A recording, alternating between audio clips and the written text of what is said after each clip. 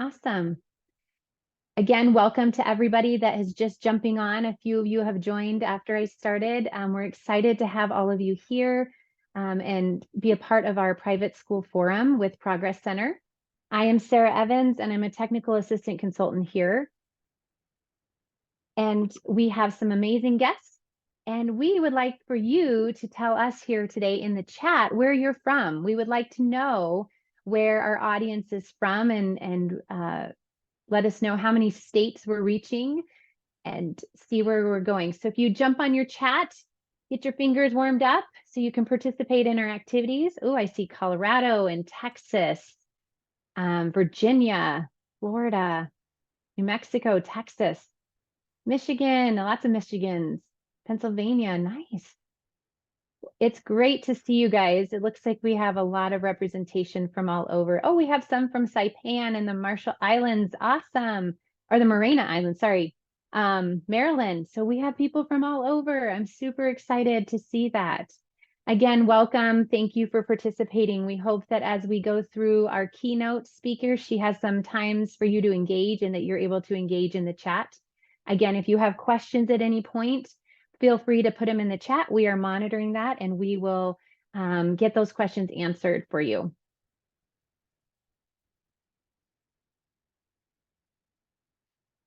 Progress Center is a nationally funded center from the Office of Special Ed Programs, and our vision and goal is to support the improvement of outcomes for students with disabilities.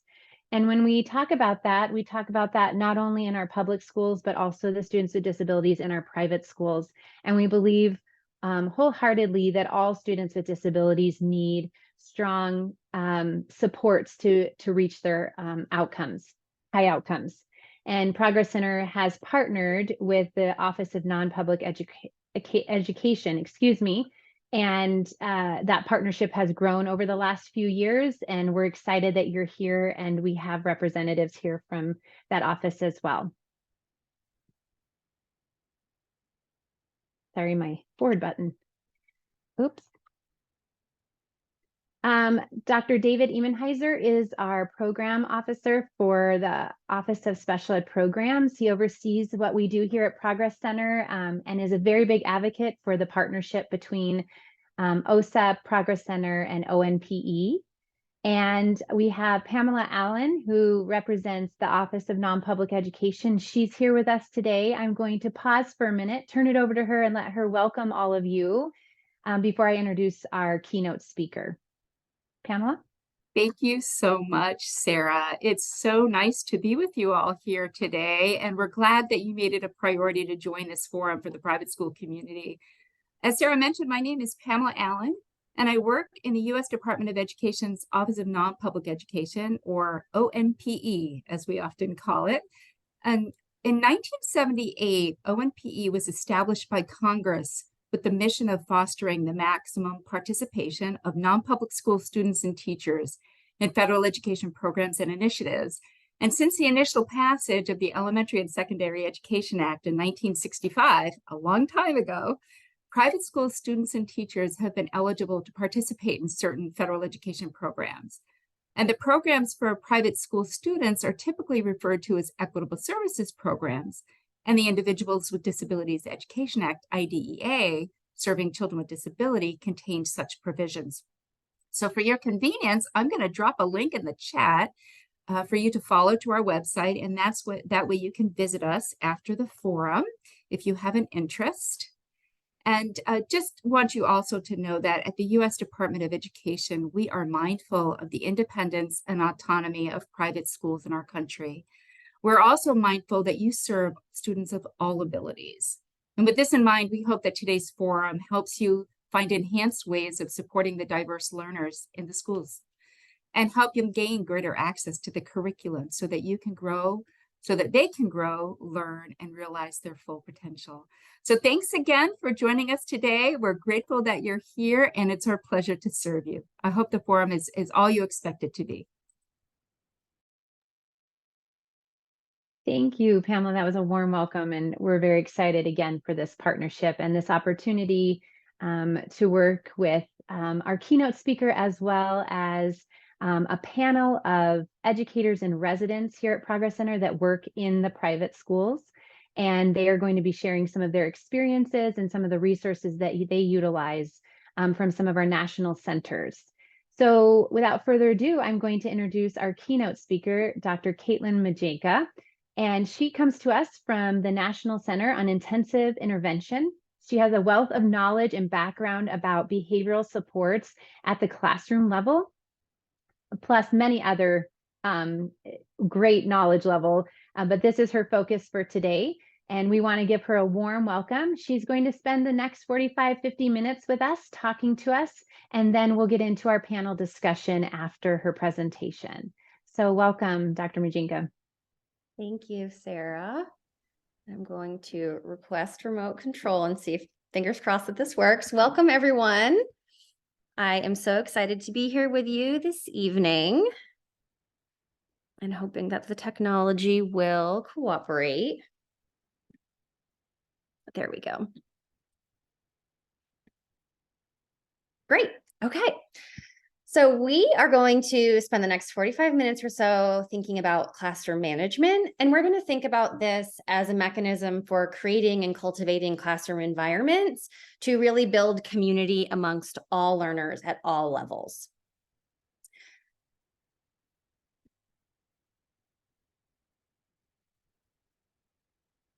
I'm just going to make sure I can get this clicking right. Riley, I might need some support with this in a moment, but for now we seem to be good. So let's just start. We have your name in the chat, we have your location, but what I would love is your role in the current school. So if you are a teacher, if you're an administrator, if you're a support specialist, if you can just put the role that you play in your school in the chat so I can see kind of where we are.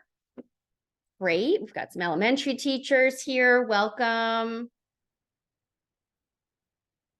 Got some administrators. Welcome. So happy that you joined. And like Sarah and Pamela said, thank you for taking the time to prioritize this.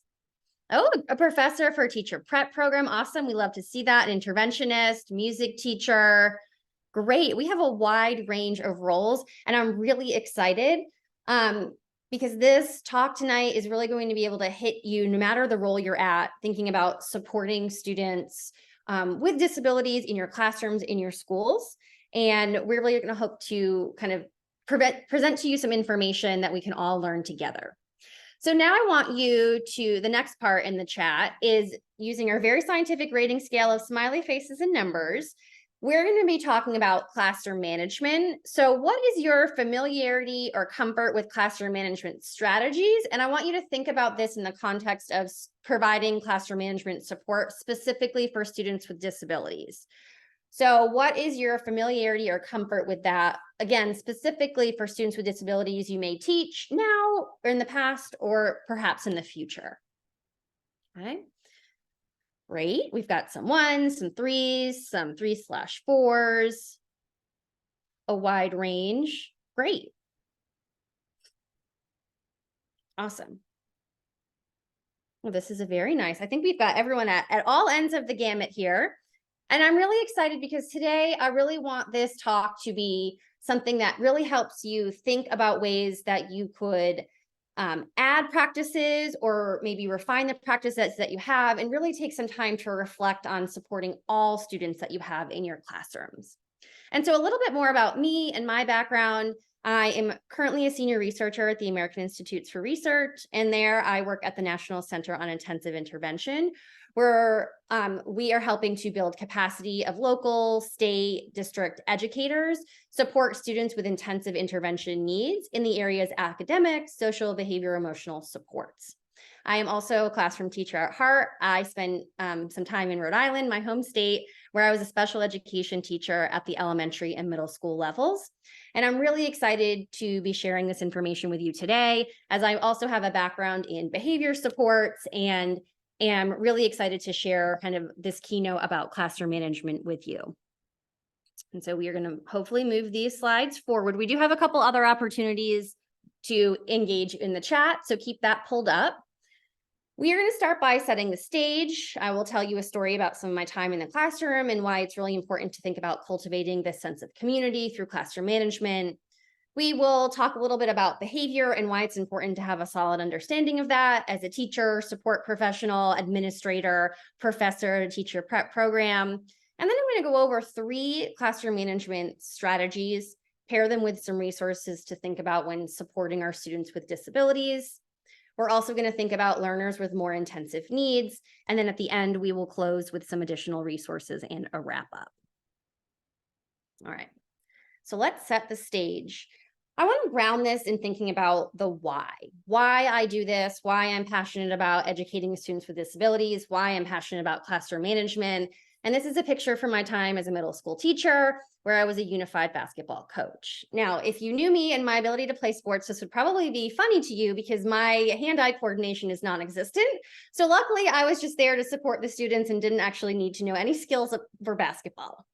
But what's great about unified basketball, it's run through Special Olympics. It pairs students with disabilities and their typically developing peers to play sports against other school teams that have unified basketball teams. And on this team for this year, one of my students, we'll call him Keith, was on the team. I had been educating Keith since he was an elementary school student, and he had a love for basketball. Everything he wanted to do had to do about basketball. He wanted to play it in gym. If there was a talent show, he wanted to shoot hoops for the talent show. Everything he wanted to do was basketball, and he just wanted to do that with friends. And before middle school, he did not really have a lot of friends. He was in the same small school that he grew up with. The students all knew him, but he really struggled to forge those personal connections with his classmates. And when we started this unified team, I noticed this change in Keith. He, for the first time, really started to be excited about coming to school, to be excited about being in the classroom. He was talking with his friends and high-fiving his buddies in the hallway. And he really started to gain this social capital that he never had before. And for the first time, he seemed really invested in school. And what I realized the difference is that he finally felt this sense of belonging and this sense of community that he had never felt before, no matter what we had done in the classroom and the supports we had provided. And here it was, in my early days as a teacher, you're fresh out of school, you think you know all of the things, and then you're kind of humbled in some moments like this. And it really shifted my perspective to think less about the what and more about the how, and really thinking that all kids that we support deserve to feel a sense of belonging. We deserve to feel like Keith after that big game day when he was walking down the hall, talking with his friends, he felt like he had a sense of belonging and community in school. And so today, as we go through this and talk about classroom management, again, even though my background is a very behaviorist background and we're really thinking about the supports in the classroom, I want this to be grounded in a why of we're doing this so that all the kids that we support, regardless of their ability level, regardless of their background, can feel the sense of belonging and community. And we as educators, as teachers, as administrators, as teacher prep professionals can help cultivate this sense of belonging and community. So I'm not going to ask you to write this in the chat. This could be a private moment of reflection. But before we get into some of the content, I want you to take one moment to yourself and reflect on your why of why you're here tonight and why you really care deeply about classroom management and supporting learners with disabilities. So I'm just going to give you a moment of self-reflection time. Again, we're not going to put this in the chat, but think about your why of why you're here tonight, why you want to learn this, and what you hope to gain from it.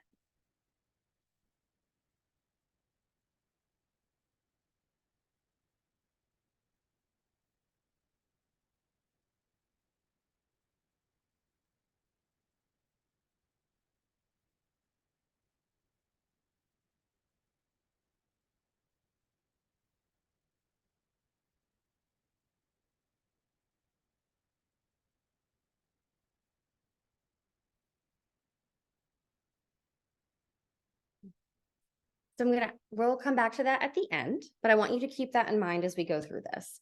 And the purpose of me giving this talk tonight is to really think about classroom management as a way to improve access to and enhance benefit from the general curriculum for students with disability. So it's really a way to help them access that curriculum, but also ensure that they're receiving the most benefit from the curriculum as well.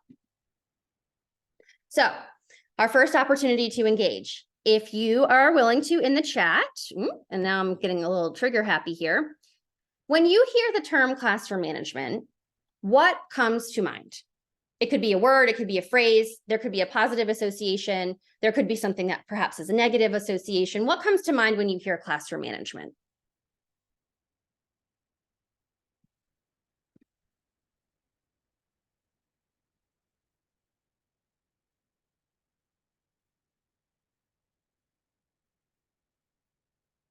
Okay, great. So thank you. All right, so we've got some organization, community, control. Learning can happen for all, focus, building relationships, positive control, great. Changing student behavior, not discipline, but proactive versus reactive, structure, support, structure, maintaining structure, relationship, positive environment, learning environment. Great. These are all really great and common understandings of classroom management that come to mind for people when we think about this term. And what I want to do is ground us all in this common understanding, because it does mean so many things to so many people. I think we've navigated away from the PowerPoint slides, Riley. Thank you. And I want to start by letting us know that tonight, when we're thinking about classroom management, let's start with what it's not. We're not going to have classroom management be synonymous with rewards or tangibles or bribes. It's not a way to necessarily control or punish students. This is not a sticks and carrots approach or something only for specific settings or certain classrooms or certain types of teachers. And it is certainly not only for students with disabilities. Okay? So now that we know what it's not, tonight, when I'm using this term classroom management, when we're talking about these strategies, I'm defining classroom management as a system to help create an environment that's going to facilitate learning. It's a framework for teacher behavior, right? And it's a way to benefit all learners. So we're helping change teacher behavior to benefit all learners, but it particularly benefits students with disabilities, okay? It's important for all, but it's particularly beneficial for students with disabilities. So it sounds like we have some common understanding, and I just wanted to ground us in this definition before we jump in with the rest of our conversation. So now that we know what classroom management is, let's think about who is it important for. And again, regardless of your role that you come here tonight, really grounding this and thinking about how can this be beneficial to those that in my role or those that I support in other roles.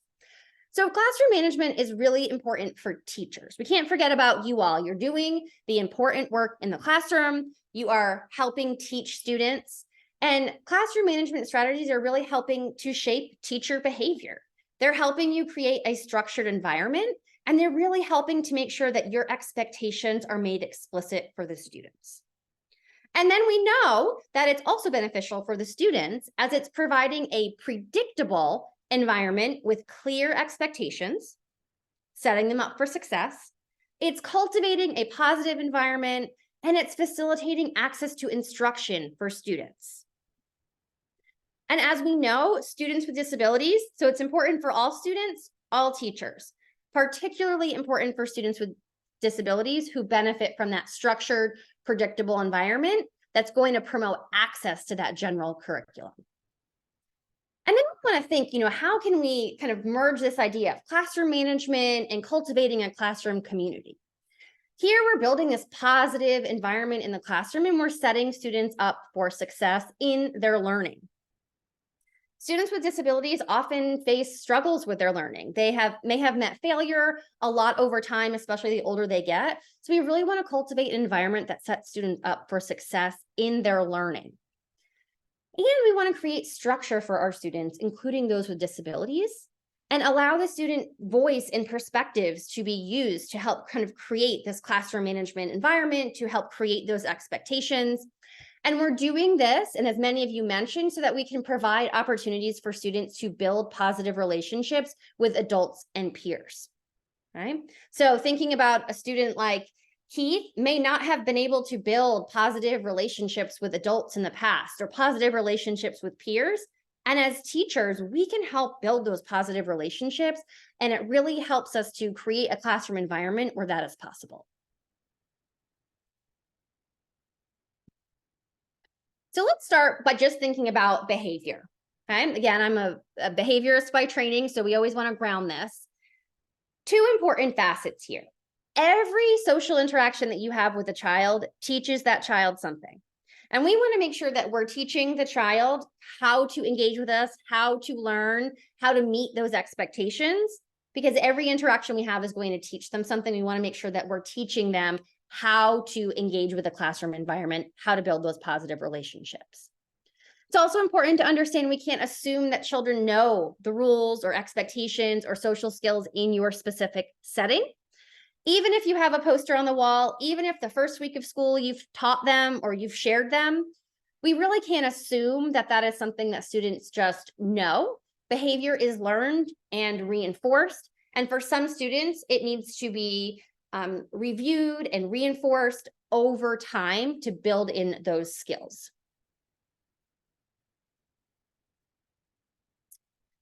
We also really want to think about behavior in terms of what's happening in the environment before and after. So the technical term here is a 3-term contingency, but what this means is it thinks about a behavior and it thinks about what's happening before and what's happening after in hopes that we can help shape those to increase a behavior that we're expecting. You know, often we think about behavior and we're thinking about, oh no, this behavior is challenging. We need to figure out a way how to reduce this. But today we're going to think about the behavior as what we're expecting students to do.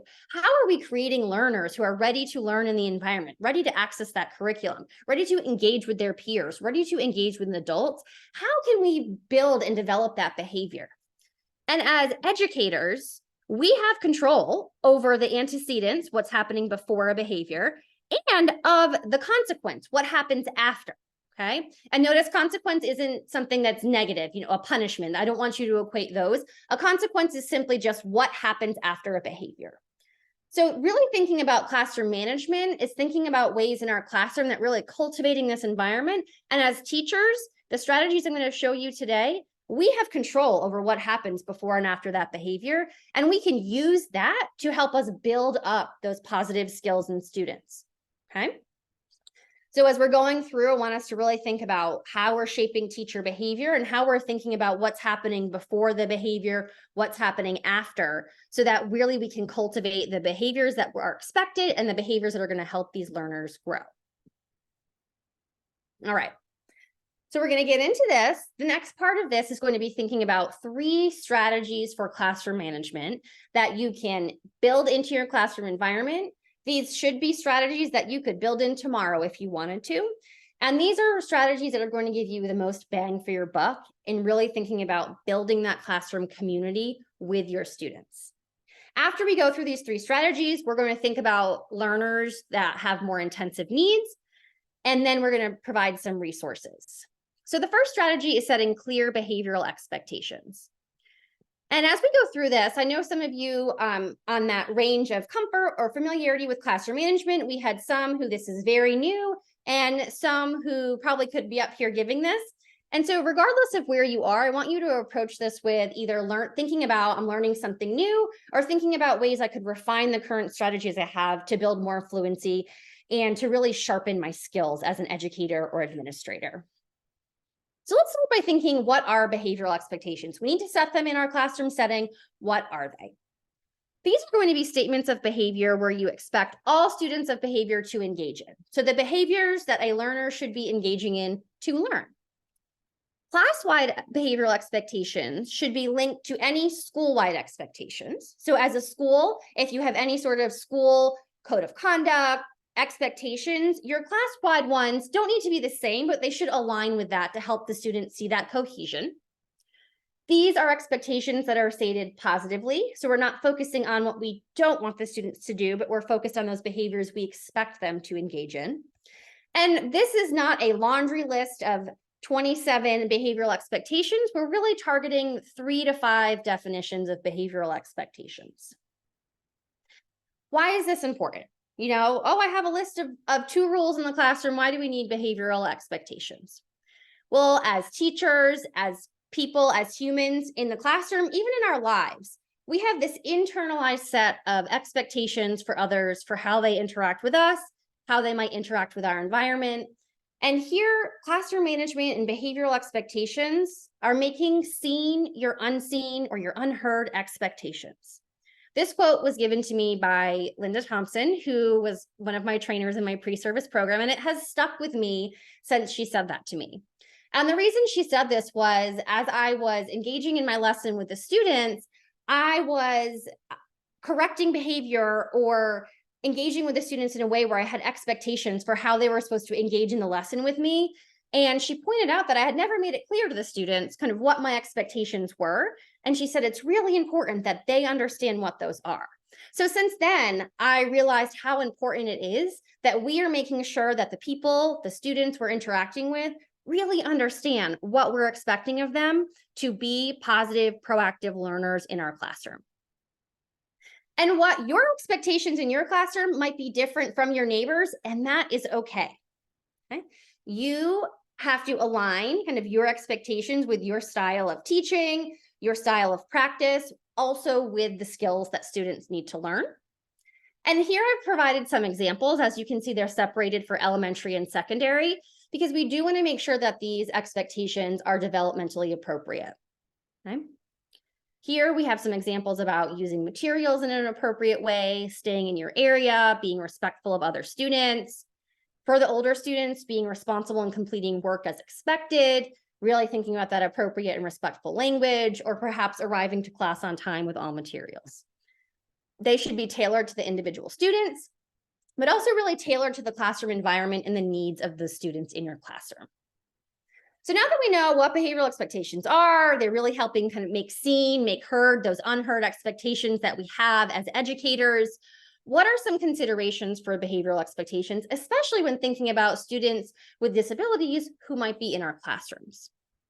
It's important for students to understand the purpose for setting behavioral expectations, right?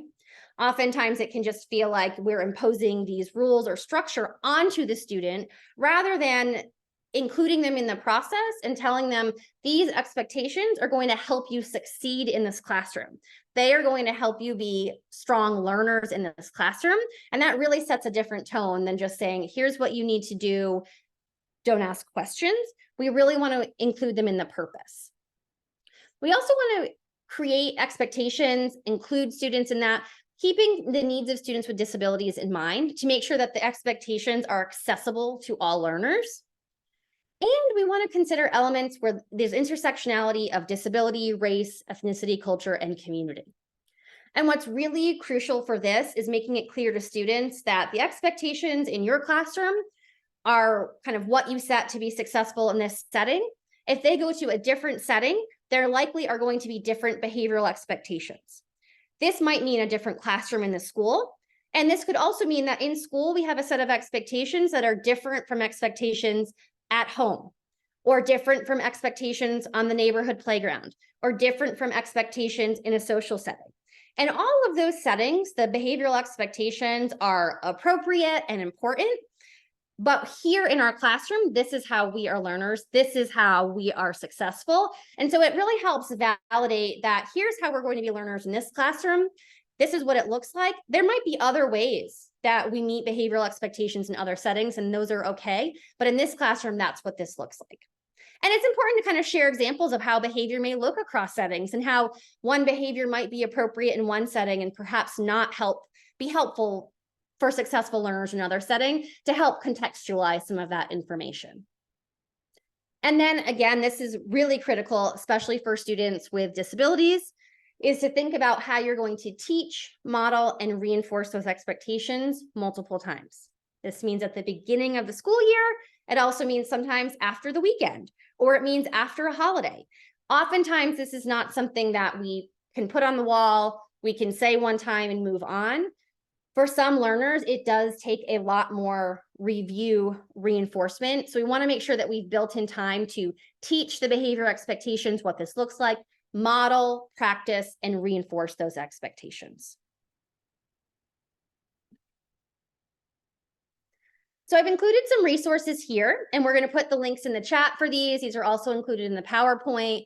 If you're curious to learn more information about setting behavioral expectations, the Center on MTSS has this assessment for classroom management strategies and behavioral expectations are part of that. If you want to make sure that you are doing it in a way that is measurable, if you want some examples or how we can go about setting that, NCII, the National Center on Intensive Intervention, has a module that's specifically devoted to thinking about behavioral expectations. So if this is something that you want to develop out further, or if you have staff that you work with that could benefit, we have this as a resource. And as I was discussing the idea of this intersectionality between disability or culture or race or community with setting behavioral expectations, the Center on PBIS has a cultural responsiveness field guide that really does a nice job laying out different activities that you could engage in with students that would really help lay out all those different kind of the contextualization of behavioral expectations in various settings. That is a really great resource. So we've set the behavioral expectations, thinking back to that 3-term contingency, right?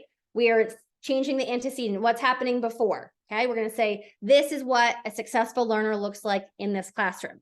This is how we engage in this classroom community. We also want to think about those consequences if a student engages in those expected behaviors. What can we do to make sure that the student knows and wants to engage in those behaviors again? Okay. We are going to provide behavior-specific praise. Okay. Now, you probably noticed at this point, none of these are probably brand new information, earth-shattering, like, oh, we've just developed this brand new technique. And the reason why is these, again, are strategies that you could implement in your settings, in your classrooms, in your schools, the teacher preparation programs tomorrow. And they have a long history of their effectiveness. They don't detract from the time it takes to teach, and they really set students up for success, especially those students with disabilities. So we've set the expectations, and now we want to think about what can we do when a student's engaging in the expected behavior. We want to reinforce that, okay? Reinforcement, again, just this technical term, reinforcement is something when a behavior is increased, okay? And behavior-specific praise is an example of positive reinforcement if that is helping to increase the behavior. It's positively acknowledging that the behavior happened and the student engaged in it. Oftentimes, it's easy enough to slip into the great job, thank you, you rock, you're awesome. Those are really great examples of ways that we're just building that positive classroom environment. And we want to make sure that behavior-specific praise is one step further, okay? Keep all the great jobs and thank yous, making sure that we're also building in this behavior-specific praise. And what that looks like is that it takes the great job or the thank you and just adds the behavior that the student engaged in. Thank you for bringing the materials to class. Thank you for keeping your hands and feet to yourself. For some students, you might say great job or thank you, and they might not understand what that means.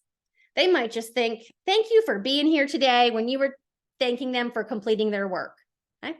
And if we want to build an environment where students are successful, we really want to make sure that we're praising the expectations they're engaging in. And why this is particularly important for students with disability is a lot of them have not faced a lot of successes necessarily. Oftentimes, if they are meeting, they're struggling with academics, they're struggling with their social emotional skills or their behavior, it's more likely than not, they've been met with a lot more of corrections or redirection or someone telling them not to do something. And in order to create this community where a student sees themselves as a learner, sees themselves as a valuable part of the community, we want to make sure that we are being positive and that we are praising and reinforcing what behaviors they're engaging in that we want them to keep engaging in. So behavior-specific praise is acknowledging when they're meeting your behavioral expectations. And it also, again, clarifies to the students when their behavior is aligning with expectations. It also helps establish the 4-to-1 praise to reprimand ratio. Okay? I was guilty of this myself. Sometimes you just seem to get in a habit where you're focused on the redirection, or it feels like students are not meeting expectation, and that's what we're focused on. That happens sometimes.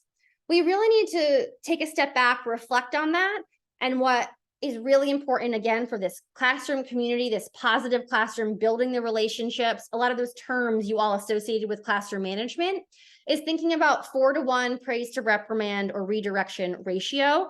So that means a lot of behavior-specific praise needs to happen to get that. And that really does build a classroom environment where students feel like they're meeting success. So considerations for behavior-specific praise. You might already use this practice. This might be something new you want to embed. This might be something you've tried before, but you end up slipping into the more non-specific praise. So some considerations is making sure that praise is developmentally and age appropriate and that it matches student preferences. Some of you work with students who are going to love any kind of verbal praise. They want it alone. They want it in front of the class. They want you to tell them every single thing they're doing great. Great. Other students, you may praise them in front of a group of students and they will never do that behavior again because that is so aversive to them and feels like something that is not good for them. So really important to think about if the praise should be something given in front of a class, maybe to a group of students at one time, maybe delivered on a Post-it note or via a student's computer individually or privately. But what's most important is making sure that we are delivering the praise and that it is going to be reinforcing that the students do, it's in a way that they respond well to. If you work with older students, it's even appropriate to ask them, say, I'm going to provide you praise, or we're going to do praise. What does that look like for you? Which way would you prefer? Kind of allowing them to have the autonomy and ownership of letting you know.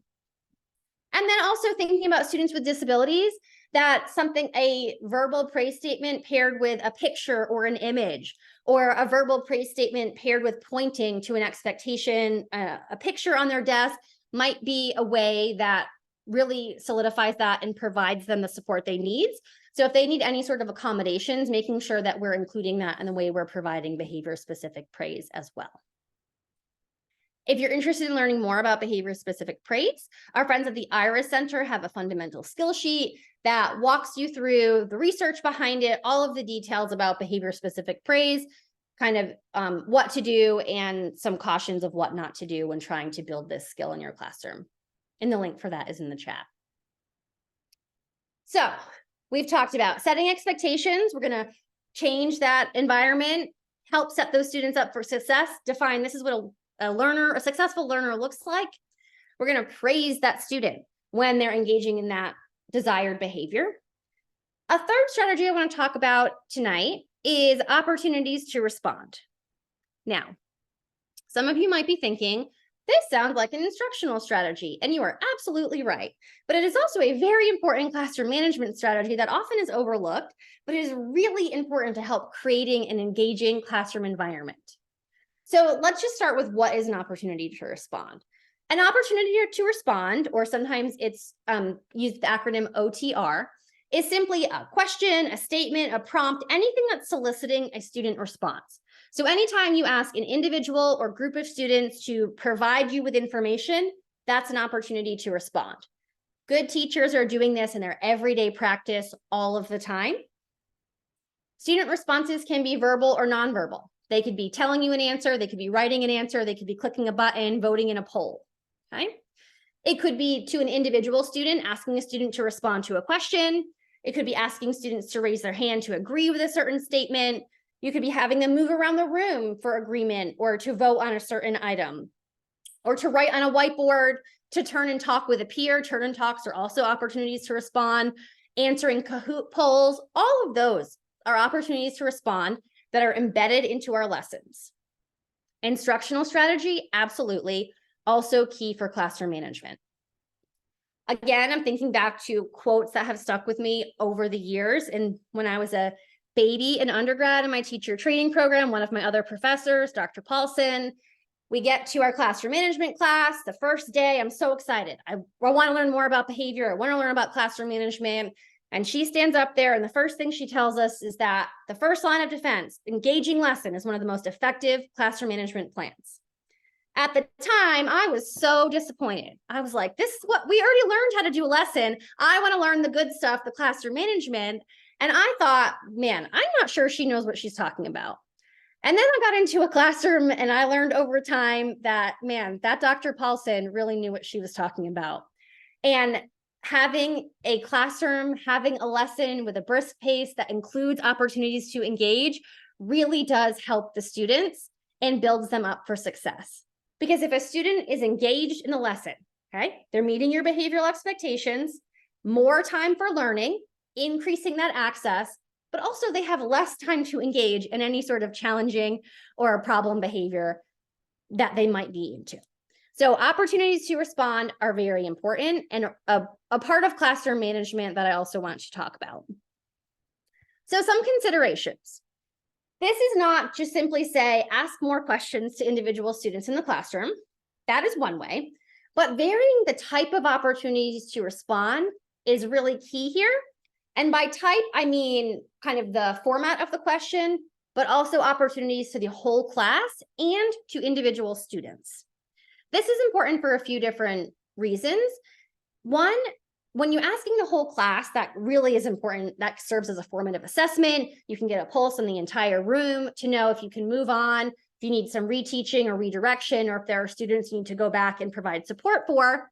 But also individual students can allow you to dig a little bit deeper, follow up with them, ensure that they're following along with the lesson, and a good balance of both. You also want to make sure here that the response types accommodate the needs of students with disabilities. So let's take a moment here and think about students in our classroom who might need some extra time to process a response. They might not like to be called on randomly. They might need to talk through something first. So thinking through with your students how you might support that. And this could look like having students turn and talk to a peer first, and then asking a student to share, knowing that they've had time to talk with a peer. It could be telling a student with a disability, hey, I'm going to call on you when I hold up this card. That means there's a question coming to you next. It could also mean that you ask a student to repeat an answer or to reflect on someone else's answer if, again, they need more processing time. But here it's important that we're thinking about how we can engage these learners. And it's less about thinking, how can we ask questions to get the right answer, but more how we can have them interact with the lesson. Okay? And in doing so, again, they're meeting our expectations by staying engaged. More time engaged means less time disengaged. And here we've got some additional resources for opportunities to respond. If this is something you're interested in embedding into your practice, if you want to embed it in a different way, there's a fidelity tool here where you can assess how you're embedding opportunities to respond if you want to figure out how you can improve on this practice. And then also the IRIS Center has another module that does talk about different behavioral strategies, including this, and the links are in the chat as well. All right, so we've learned 3 strategies, okay? Strategies you can embed into your practice tomorrow, strategies that add to teacher time, more time for learning, really are supporting all learners, but particularly learners with disabilities, as we're increasing access to, enhancing benefit from the general curriculum. Now, we know that there's no such thing as a strategy or a system that will work 100% of the time on all days. This could mean that it's not necessarily as effective for students with disabilities.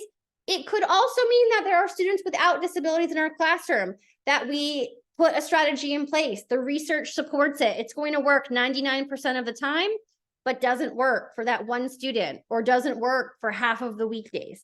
And as teachers, we don't want to throw the baby out with the bathwater. We just want to think, how can we provide the supports for that student to give them, meet them where they're at, show them what they need. So when that happens, we want to think about more intensive classroom management strategies. And here I wanted to just introduce you to some resources. We could think about class-wide supports or perhaps individual student support that will help enhance the classroom management strategies that you have. So on a class-wide level, this might mean something like a token economy system where you have some sort of ticket system. You're providing behavior-specific praise with some sort of token that they're able to exchange for a larger reward. You also have a team-based approach where a good behavior game is a system that's been around for a while, and a more modern version that doesn't have any kind of ability to remove points is called class-wide function-based intervention teams, or CWFIT.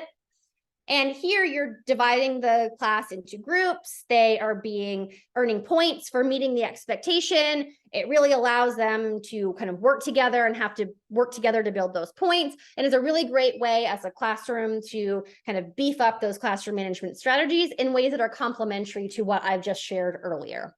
So these can all be embedded within those classroom that is using those strategies that you might just need something else.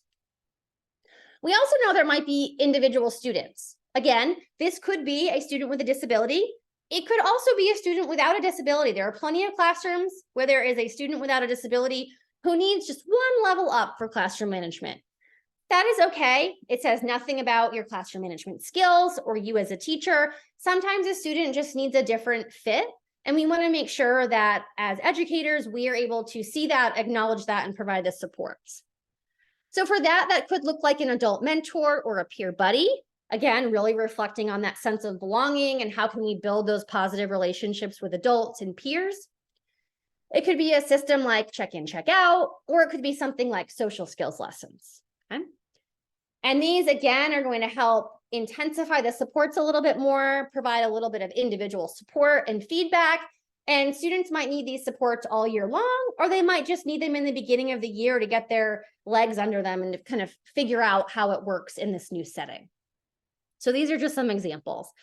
Here are some other resources that if you're interested in providing some of these supports, you can go check them out. A lot of this, again, you could do for free in your classroom, and these are pretty easy to set up, and you could implement them pretty quickly. So I do want to kind of go through, before we do a wrap up and reflection, a few more resources. Okay, so this time is for you to take the resources. Again, think about where you're at, where you want to go, how you want to develop these skills. If you're in a teacher preparation program, how you might want to train some pre-service teachers and provide you with resources that will help do that for classroom management. So the links are in the chat, but we have a self-assessment of classroom management practices from the Center on MTSS. This could be particularly helpful as a classroom teacher or as an administrator if this is an area that you would like to see where you're at and where you would like some growth. This can be a way to objectively measure that and help you with fidelity or help to make sure that you're doing things as intended. The National Center on Intensive Intervention, or NCII, also has an entire course related to behavior support for intensive intervention. This is 8 modules, and it's really focused on enhancing educator skills and behavior support for intensive intervention. And here, everything is broken down amongst those 8 modules. So you really kind of start from what is behavior all the way up to intensifying those behavioral interventions. And many of the strategies that we learned today are embedded in this course. So again, if you are a novice and want to start from the beginning, or if you've heard this before and you really want to develop that fluency and refine your skills, there's something for you in this course. And I really recommend you check this out.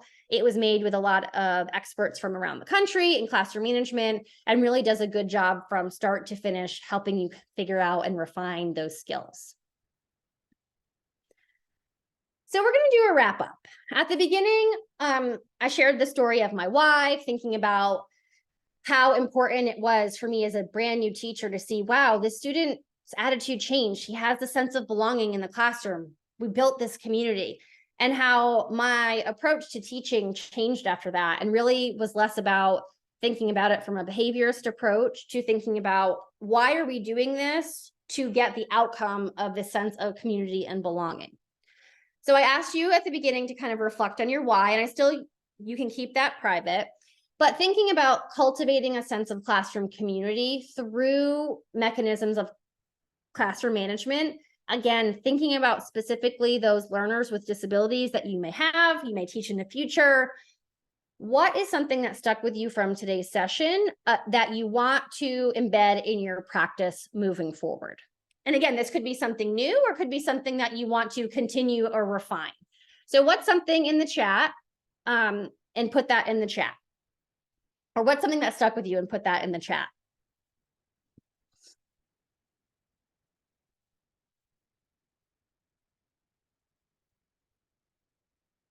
Great. Absolutely. Nothing is one size fits all. Okay. In some ways, our job would be easier. but probably less fun if it was just, oh, do this one thing and it will work every time, right? So nothing is one size fits all. And it's really about figuring out styles that work, first of all, that work with your style as an educator or administrator, but also help set those students up for success. So we've got, yeah, absolutely, start praising more. That's something I think we can fall into and out of practice, but as soon as you build that into your practice, it's going to be something that comes natural. Not to expect them to know the rules. This is something I definitely fell short of, I think, too, in my life, not expecting people to know what I expect and to make that very clear and explicit. Beneficial for all, necessary for some. Absolutely. Absolutely.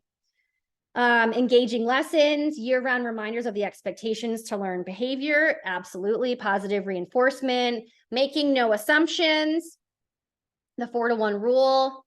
Absolutely. Engaging lessons.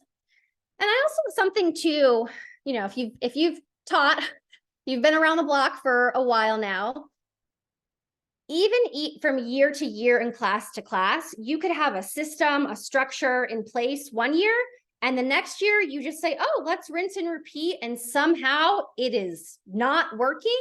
And so really thinking and reflecting on the students in your classroom and how you can tailor your approach, kind of using these classroom management strategies to meet the needs of the learners that you have year to year. Importance of the rule. Yep. To give those who need more time to respond. Absolutely. Again, keeping those students with disabilities in mind when you're setting up these systems, not as an afterthought, as how can we build this to support everybody? And then also, again, knowing that those more intensive strategies might be necessary. Great. So thank you all for your participation, for your ability to reflect. I love talking about classroom management. I really am grateful for this opportunity to meet with you all. I have a few moments for questions if anyone wants to talk through anything else before we get to the panel. And Sarah can also share my email at the end, that if you want more information or if something comes up, I'm happy to also field questions. And hopefully, Riley, did you just take control back? Hopefully. I did, yes. Sarah did, great. Yep. Okay. Thank you. I just want to say, if anyone wants to come off of mute, you're welcome to ask a question if you don't want to put it in the chat and you prefer to ask as well. We have a few moments built in for questions. If you don't have any questions, we'll move on. So I'll just give everybody a second to either put it in the chat or feel free to come off of mute. And yes, I see the question about, will we have a copy of this? Yes, it will be posted on the Progress Center website, this presentation, as well as the recording. So you can reference it in the future, potentially show it as a webinar to other staff members. We usually take a few days to get it posted, but we will also be sending out a follow-up email with all of the resources that have been shared today. So in case you didn't capture them from the chat. Great question. Any other questions for Dr. Majeika before she passes it over to the panel? Yes, the email will have the, Riley, will the email have the recording? I believe it will. Sometimes the recordings are hard to send, so likely what it'll be is the link to the recording on our Progress Center website, because the recording is too big for an email. So you will get the link to that. Caitlin, do you see the question that's in Yes, the chat? I do. I might need some clarification, Margaret, but if this is asking kind of when teachers ask, where is the line between best practices as a classroom-based, good for all students versus kind of moving into this is an intervention for a small group of students? Yes. Is that the question? Yes. Just Yes. some language on how to better articulate that difference. Sure. So we really want to approach this starting with that class-wide best practice approach for classroom management, setting up that structure. And that this is why those tools like the self-assessment that I shared for classroom management strategies is important, to make sure that teachers are implementing classroom management strategies that we know work well, and they're doing it with fidelity. And if they are, and if there are still struggles, the teacher just feels that they are missing out on losing time for learning, the students aren't necessarily accessing the curriculum in the right way, or they're not finding success, then it's when we want to think about, is there a smaller group of students who might need something more or different? But I would really recommend kind of figuring out a way to set up those classroom structures and really ensure that those teacher practices are in place with fidelity before we think about, oh, we need an intervention for these students. Is that Thank you. helpful? Yes. Yes, thank you. Great. Great. Okay. Any other I think questions? that's it in the chat, but yes, are there any other questions? Okay. Well, thank Great, you for thank your you. time Thank and you, your everyone. knowledge and sharing such great resources and information with us today. We greatly appreciate it. All right, well, we're going to move forward and we are going to bring in our educators in residence. They're going to be turning on their camera. And we have 4 of our 5 educators in residence here. The Progress Center has 43 educators in residence across 23 states.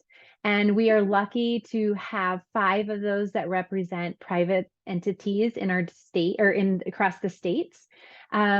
And they have been working very closely with us at Progress Center to understand how students with disabilities in private schools gain and access supports to increase their outcomes. And so today they have prepared a panel, and Dr. Kara Brayton is going to facilitate that panel for us today with some other educators. And they're going to talk about resources, not only from the Progress Center, but also other national centers. So Dr. Majeika was from the National Center for Intensive Intervention. She talked about PBIS, lots of different centers, the IRIS Center, that have a plethora of resources that you can use for all students, especially our students with disabilities. So I'm going to toss it over to them. I'm going to stop sharing the PowerPoint so that they pop up and are you're able to see their faces as they discuss this. I will go off camera and I will come back because Dr. Majeika talked about a 8-section course that NCII has.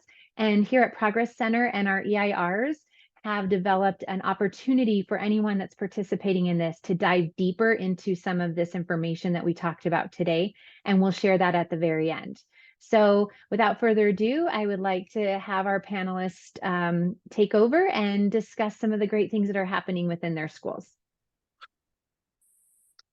All right. Thank you, Sarah. And again, thank you to Caitlyn for that awesome presentation. I'm Kara Bratton. I am a professor in the Educational Leadership Doctoral Program at Concordia University, Irvine. And up until this last summer, I was actually a special education director for an organization called Lutheran Special Education Ministries, which works with Christian schools across the country to help support students with learning differences and learning needs and provide resources and support. So before we dive into some questions here, I'll turn it over and let the other panelists introduce themselves to you. Hi, everybody. I'm Andrea Bergner, and I'm a math specialist in Prince of Peace Catholic School in Plano, Texas, which is in the Dallas and North Dallas area. I've been an educator for over 20 years. This is my 20th year in education, and I recently went through a program with the University of Notre Dame for the Program for Inclusive Education, where I was learning more about how we can welcome and support students with learning differences within a Catholic school setting.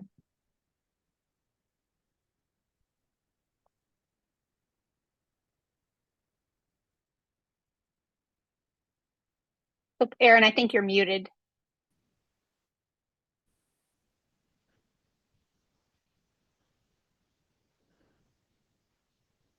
Can you hear me now? Yes. Yep, you're good. Okay. Sorry, delayed. I'm Erin Roop. I'm the K-8 Student Support Coordinator at a small independent school in Denver, Colorado, St. Elizabeth. This is my 27th year of being a special educator, different roles from mild, moderate to severe, teaching children who are blind, visually impaired. We're currently focused in my school now of just inclusionary practices of students of all different types of disabilities within our program with an equity-based trauma-informed lens. We have a large population of really diverse students from the neurodevelopmental perspective, all of the aspects of that. So I'm happy to be here. Thank you. Hi, everyone. My name is Gabby Aragon. I am the student support specialist for a small Catholic school in Austin, Texas. We are a pre-K 3 through 8th grade campus, and my responsibilities cover all of those grade levels. My background is both as a general education teacher, special education teacher, and I'm also a board certified behavior analyst. So my background is very heavy and intense in behavior. And as a campus, what our goal is to meet the needs of all of our students in the Catholic school system, which is kind of new, at least in Texas, and moving towards a very inclusive lens of welcoming to all and making sure that our resources can meet the needs of our students. And if we don't have them, using resources like the Progress Center and these other educators and residents to make sure that we're doing the best that we can for our students. I'm happy to be here. All right, awesome. Thank you, everybody. And so I'm going to start for this question. We'll start with Andrea, and then anyone else can chime in with their thoughts too. But other than what Caitlyn just shared with us, what resources and strategies have you found in your setting are a must-have to support classroom management and promote positive behavior? Caitlyn took a lot of what I was planning on saying. I don't know if that's the case for anybody else. It was wonderful, and I don't know, very affirming that I'm thinking the same way. One of the things that came to mind for me is building relationships. And I know as a teaching like middle school students, like our middle school teachers will have like literally 100 kids, right? And it's hard to build relationships with individual students. But the amount of time that you can invest in building relationships with them, especially if you have children with learning differences that are probably coming in with more emotional baggage, because of the frustrations that they've had with school. And I've found that a lot of those children tend to have other circumstances outside the home too. And so the more that we can develop a relationship with those students and really pour into them, which can be really challenging because they're usually the ones that are taking the most out of us emotionally as well, because we're having to pour into them so much more during the day. But as much as we can build that positive relationship, learning about them outside of school, I think is going to help a lot in the long run. So a couple of resources that I found through the Progress Center are one, modeling metacognitive behaviors, and that can help students, and again, all students, but help them academically and from a behavior lens. So many times children are going to make actions and not understand why they did what they did. And as much as we can model those metacognitive strategies, one of the things I would tell students a lot is there's a reason behind everything that I do, and you need to be explicit with that. So as much as you can model those metacognitive strategies so they can have that awareness of their behavior, and also just help with natural executive functioning skills of organization, which is going to benefit a variety of students. And I think the last thing is starting with a clean slate with any child, but you're probably, when you see that roster and you have certain kids on their list and teachers that have already come to you, or you've heard about them before, that's that kid, right? It's a clean slate with you. They are more than what their diagnosis is. And the dynamics of your classroom are going to be different. Your personality, your interaction, the other students that are in the classroom with them are going to frame their behavior, things that happened over the summer, medical treatments. And there's so many things that could have changed over the summer. And so as well as it's important to have that documentation from previous years to help prepare you, remember that it's a clean slate with you, and allow that child just to have opportunity for a fresh start. Great, thank you. Anyone else want to chime in on that, Gabby or Erin? I did want to say one of the things that I thought would be kind of effective to do pretty immediately is, as a teacher in the classroom, I know that for my students, could be guilty of this, but one of the things that works so well, and you'll see a pretty significant change is if you minimize your name call outs. If it's so-and-so that is constantly the one that's talking while you're talking, have a private discussion with them rather than saying, so-and-so stop talking, so-and-so stop talking. The more that you can make it private for them, the less they will feel like you're calling them out. And also, as a student that is constantly, probably not by just you, but by numerous teachers being called out, as they continue to hear their name, it almost becomes kind of numb for them.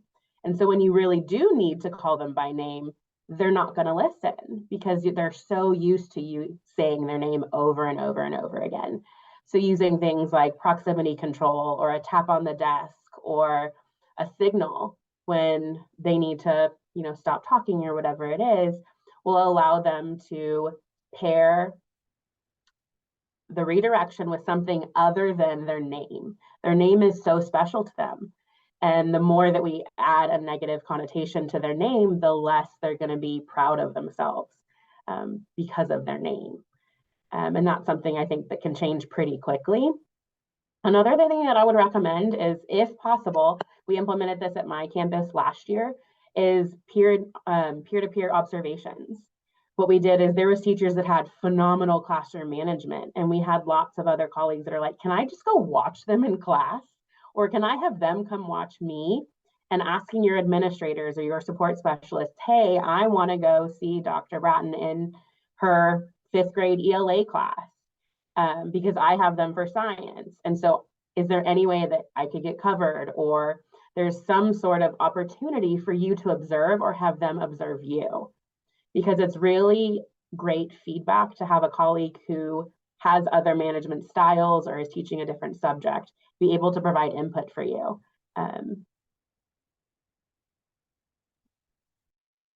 All right, thank you for that. I wanted to chime in real quickly too, because something Andrea was saying, and I know it was something we heard from Caitlyn as well, with that whole, the importance of developing relationships with children. And, coming out of COVID, I think, one thing we've seen increase tremendously, unfortunately, is the impact of trauma, which, I mean, that's its whole own, week-long PD type of thing.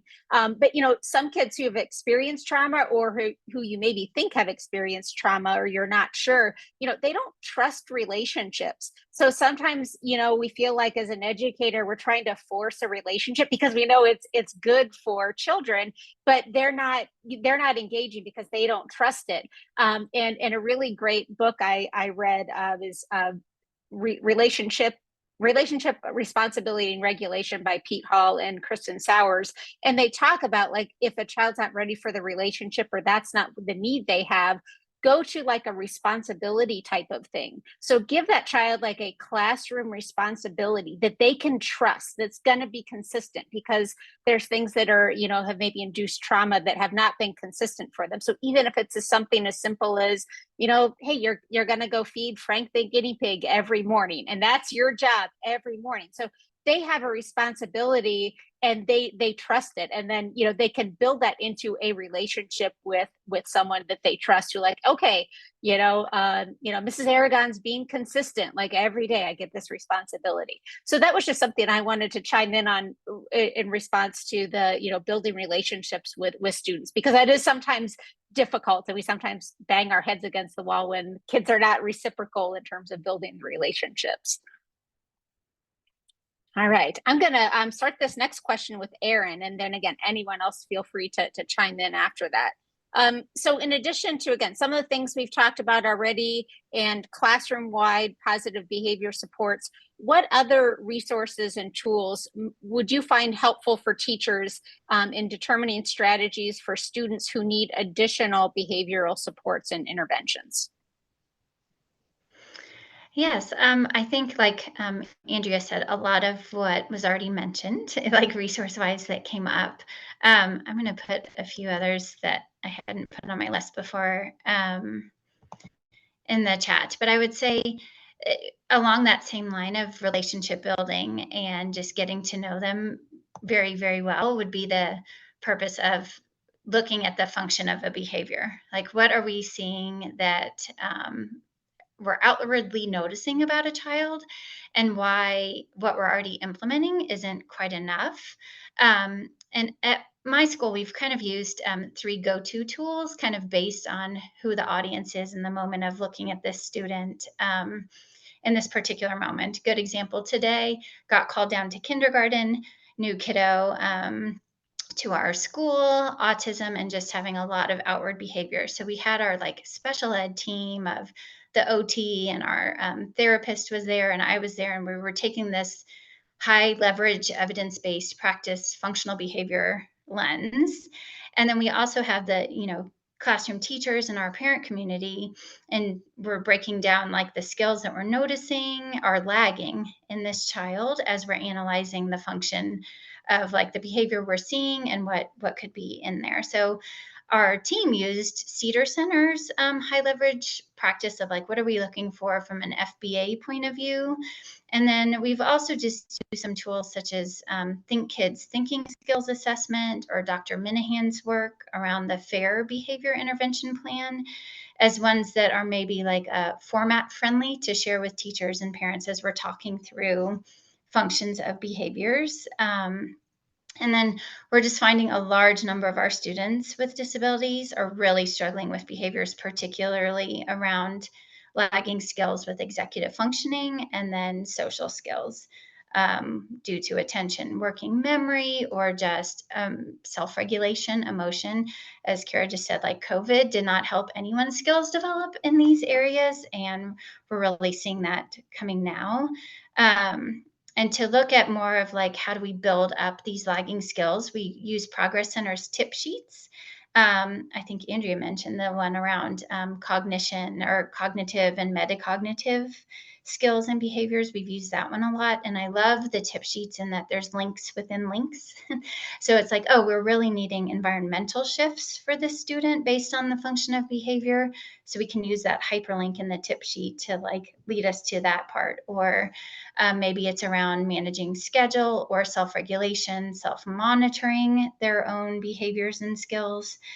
So we've particularly used the metacognitive one, and then the ones around social behavior, and really creating like functional intervention next steps, both for ourselves and understanding, but also for anyone who works with that child, and being able to pick up, here are the 3 strategies that we're going to try. And then just using Progress Centers. I love to, all the tip sheets have like the little graphic in the middle around like plan, deliver, review, and revisit, so it's this like cyclical kind of pattern of coming back to like, what have we tried based on what we're seeing and we think? How do we use these interventions recommended to us through Progress or NCII? All of these review, is it working? What do we need to do differently, either from the adult perspective, or how can we support, what is the child telling us with their behavior, and what do we need to shift and do, and start that whole data-based intervention cycle again, like let's plan and let's review. So those are just some I guess tips or interventions that we found helpful, the tip sheet in particular. But I was going to mention the teaching social behavior one as well. One of the things that I really like about that one is it's one thing to tell a child to stop doing whatever, but you have to teach them that replacement behavior. Instead of doing this, you have to do this instead, because we cannot assume that a child knows. If the child knew what they were supposed to do, they'd be doing it more than likely. And so that replacement behavior has to be taught. It's not just about stopping the behavior we don't want. It's what is the positive behavior, and that's going to have to be explicitly taught and practiced over and over. One other that I wanted to mention, especially because I saw that we have other Catholic school educators on here, is a virtue-based restorative discipline. That can be that's a school-wide system. And I know restorative practices is not something that's unique to just Catholic schools, but there is a program called virtue-based restorative discipline. And just going back to that relationship piece with a child, and if it's interaction between the child and the teacher or peer-to-peer, again, it's not just about not doing that behavior again, it's about repairing that relationship between the person who did the offense and the person that they offended. And that made me think of too, Andrea, if anyone's familiar with Dr. Ross Greene's work, the whole, kids do well if they can, as opposed to kids do well if they want to. And, so often our take as teachers can be, well, they don't want to, they're just refusing to do this, but I know they can. And, if we think about it from a different perspective, that they're struggling with something or having those lagging skills, like Erin said, versus they're just digging their heels in and they don't want to, then you're at a place where you can work with the child to find solutions versus getting into a power struggle.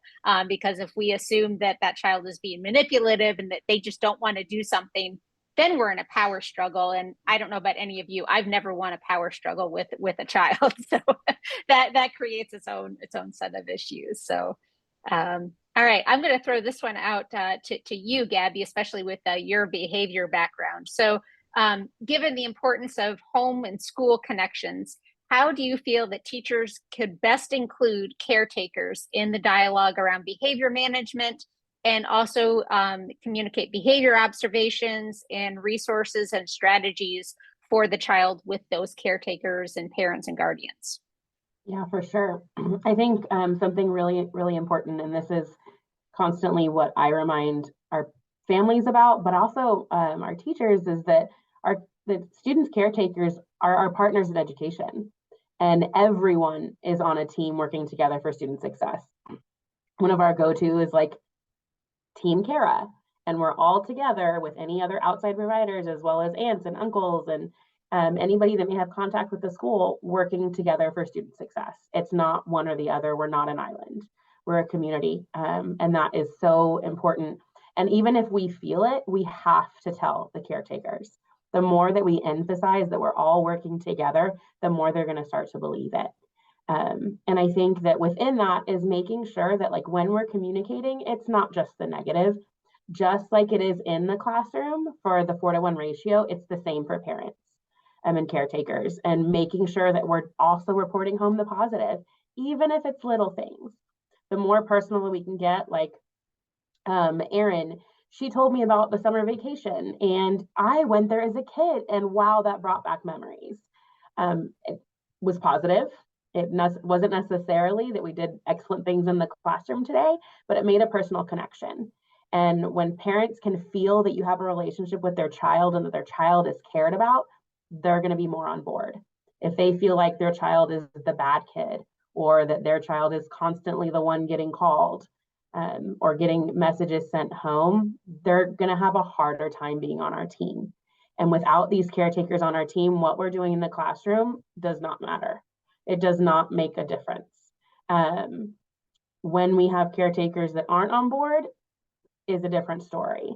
But the more that we can communicate the good with the bad, not in a completely negative mind frame, but in a, I want to work to make this better. I want to be on the same team. I want to make sure that we're utilizing all of the resources we have here on campus, because I just want success for your student. The more that parents are going to really want to engage in the same strategies at home, because what works in the classroom can often work at home too. It's a rare occasion, despite what caretakers say, that these behaviors only occur at school.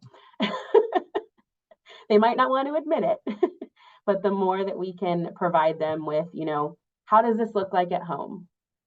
Or does this happen when you go out to the store? And how do you handle these things? Or bringing in that environmental piece. I've noticed that, Cara has seemed really upset lately. Has anything changed? And bringing that understanding of each other really draws that personal connection. And one of the resources that I consistently give parents, because a lot of them have given feedback that, like, they need another lens to just look through. I constantly refer them to understood.org. They can go in and select, for both educators and parents, they can go select as a parent, and all they see is for parents. There's podcasts, there's articles, there's videos, there's resources, there's at-home strategies that allow parents to kind of see, like, I'm not the only one. I even recommended, like, Facebook groups to talk to other parents so that they feel connected with each other. And I think that allows them to feel not so alone in this process. I think that it can sometimes be challenging in a private school setting if it's, and some of our private schools are very, like mine is focused on college prep and elite and high expectations. A lot of our families, most of our parents are very well educated, successful professionals. And if your child is not showing that same success, or they're struggling with learning in a way that they did not, that can, we take it very personally as parents when our children don't meet the expectations we're wanting. And so to make sure that we're reinforcing that this is not a judgment on their skills as a parent, because this may be the first time that they don't understand why their child isn't showing success when that wasn't how they experienced life as a student. So to be sympathetic to that. And for those that are in faith-based schools, when we have interactions and meetings together with parents, we always start with a prayer, because it just kind of sets the tone in it. And if you're at a non-faith-based school, there are ways that you could set the tone for the meeting of setting norms and just kind of setting it where, like Gabby said about that, it's going to start with positive intent, that we're all on the same team. But that's something that has definitely helped us as a campus. And to build off that too, sorry, then I'll turn it over to you, Sarah. I was thinking along those lines, Andrea, that, sometimes too, when we're meeting with parents, and again, there's that differing opinion, or, we feel like we're putting them on the defense. And then again, we kind of get into a different kind of power struggle, just like we tell kids, like, if the situation is kind of getting escalated, like, it's okay to kind of stop and pause and say, you know what, let's both just, find a time to meet or talk next week. And I'll think about what you said, you think about what I said. And, it's okay if things don't get resolved, like, in that time, but sometimes you just have to, like, give parents those little bits, those little nuggets at a time, and then give them time to process, just like, kids sometimes need that extra processing time. So I think that's a really an important point to make too. But any other thoughts on that, or else I'll let Sarah jump back in. Thank you all for sharing your wonderful experiences, again, in different settings, different states. We're all kind of coming from different backgrounds, but great resources and ideas shared here. Yes, I want to reiterate that, Kara. What a great panel. Great ideas that are happening. I think all of you really highlighted the struggles, but also the successes that we're having in every school setting. Public and private school settings. And thank you for sharing your resources. For everybody else, we're going to pull up the presentation for just one quick second to show you a couple last resources. All the resources that are shared today will be emailed out to you. Riley is going to share the emails of our panelists, as well as Caitlyn and myself, and in the chat, but we'll also send that out in the moving forward in the email tomorrow, and then we'll send up a follow-up email as well in case somebody missed it. But if you have any further questions specifically for anyone, this is an opportunity for you to email them. We just wanted to highlight that many of these resources were available or shared today and sent in the chat as links, but these are some resources that the Progress Center specifically has when we're focusing on looking at working with students with disabilities. But again, as everybody had reiterated, it's not just students with disabilities, it's all students. A lot of these practices are great for any student, but we definitely want to ensure that we're focusing on the outcomes of our students with disabilities. We have an opportunity for anyone that attended today to learn more. And Caitlyn referenced the 8 different modules under NCII focusing on behavioral supports. Progress Center and the EIRs that you saw today are going to be partnering, and we're going to be conducting a 4-week session on diving deeper into some of these strategies. So how do they apply into the classroom? What are we doing to work with these strategies? And what does that look like? And when we have a student with a disability that's struggling, or just a student in general that's struggling, how can we apply these strategies? If you are interested in this, We will also send this out in our follow-up email, but you can scan this QR code right here today. We're going to take 30 participants, and we ask that you register and go deep with us and look at how we can support private schools and our students within your classrooms, and increase your skill sets so that all of our skills are there to support all of our students.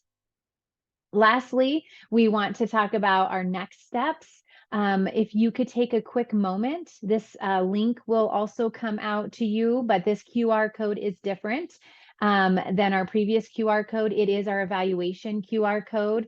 If you could scan that and take a quick evaluation, we would love for you to do that. The link will also come out in the email. Please visit our website at promotingprogress.org. Riley, there you go. Please visit for any of the resources that were shared today, and you can connect with us on Facebook, on Twitter, or whatever Twitter is called now. I think it's X. I'm not sure. They've changed the name. And also on Riley has dropped the link to the survey, in the evaluation survey, in the chat as well, if that's an easier way than the QR code. So feel free to follow us at K-12 Progress and or Facebook. And I'm going to ask that Riley forward it back to the class so that you have the link for the survey in the chat, and you'll have the QR code if you want to scan that to register for our course. If anybody has any questions for the panelists, we will be here for just another few minutes. You are welcome to jump on the chat and ask your questions, or you can come off mute and ask questions as we finish out. But I do want to thank all of you for attending. This is the beginning of the year. Our goal with this presentation today at this time of year, as much as we know it's difficult and everyone's getting back into the swing of the school year, was to help you think about some of the work that you're doing with your students and how to give you some additional supports, resources, and guides as you go into this next school year. So we all from Progress Center wish you a wonderful and successful year. If we can ever be of any help, please reach out to us. We would love to support you guys in any way we can.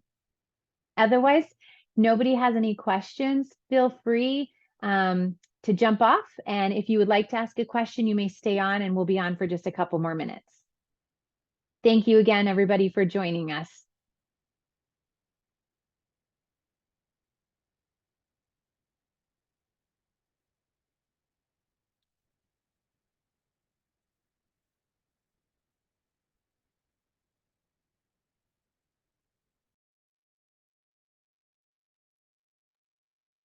Hi, Sarah. I have a quick question for you with this QR code.